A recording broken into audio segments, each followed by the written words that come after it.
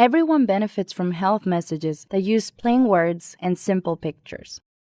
We work with community members to create health messages that are clear and meaningful to them. The messages always include basic steps people can take to protect their health. This story is one example of our work.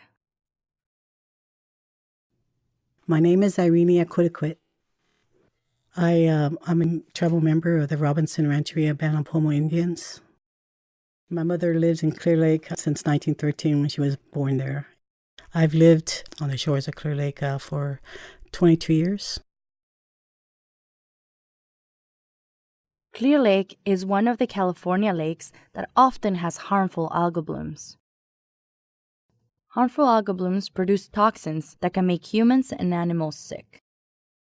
All people who use the water, regardless of culture, education level, and language needs, should be able to understand signs that warn about the blooms. To create signs that all Californians could understand, we asked diverse groups of people to tell us which pictures and words best delivered our health messages. We changed the signs and their pictures many times based on what people said. As part of this project, we asked tribal members at Clear Lake to test the signs with community members, including those who swim, boat, and fish in the lake. Usually the disadvantaged communities are the ones that usually eat the fish because they depend on it as a food source. What I've seen from the results were the visual. They really connected with the visual pictures, not so much with the words, but the visual. Testing our signs with community members told us how to improve them. This is a picture we changed. The intended message was, keep children away from algae in the water. At first, community members did not recognize the figure as a child. We then made the figure more like a child, with pigtails and a bucket. The bucket confused some people who wondered what the girl was doing with it.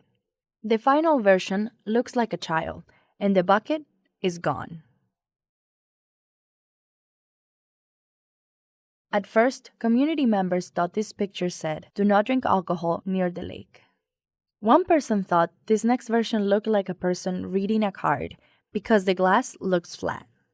Community members recognized this final version to mean, do not drink the water.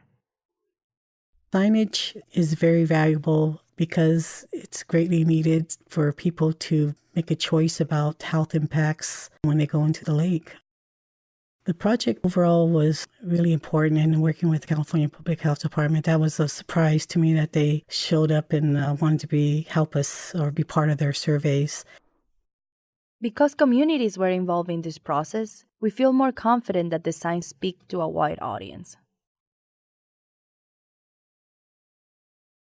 The signs are now available online to download and post.